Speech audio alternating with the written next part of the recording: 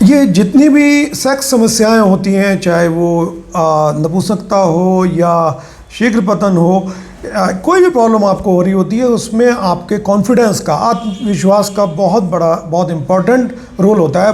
आत्मविश्वास का बहुत इम्पॉर्टेंट काम होता है, जिसमें जिन लोगों में आत्मविश्वास की कमी हो जाती है या आत्मविश्वास खो देते हैं, तो उनको ठीक होने में भी टाइम लगता है और जो सेक्स समस्याएं हैं उनको ज़्यादा पकड़ती हैं। ठीक है, वो भी मैं बताता हूँ कैसे आत्मविश्वास का कैसे इसमें रोल होता है। कि सपोज़ कीजिए कि कभी जैसे कि एक वीडियो बना चुका हूँ रैंडम फेलियर। अब रैंडम फेलियर का मतलब होता है कि कभी कभार सेक्स में फेल होना, यानी कि सही से संभोग नहीं कर पाना, उसमें टाइमिंग कम हो जाए या प्रॉपर तनाव ना आए, तो आप लोगों को परेशानी शुरू हो जाती है।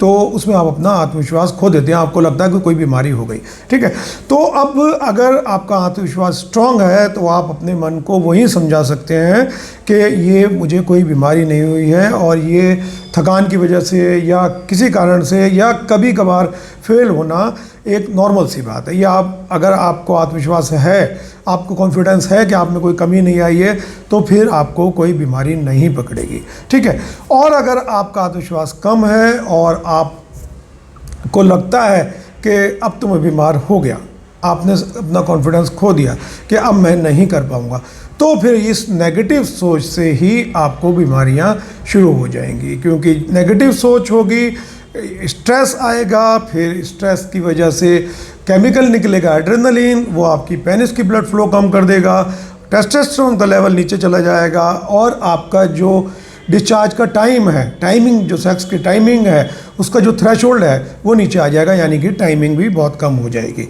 तो अब इसी प्रकार से अब आपने देखा कि आत्मविश्वास का कितना बड़ा रोल है। इसी प्रकार से ट्रीटमेंट में अगर आप पॉजिटिव थिंकिंग रखते हैं, आपका आत्मविश्वास बढ़ा हुआ है, आपको लगता है मैं ठीक हो जाऊंगा, ये बहुत मामूली सी बीमारी है, तो आप ठीक हो जाएंगे।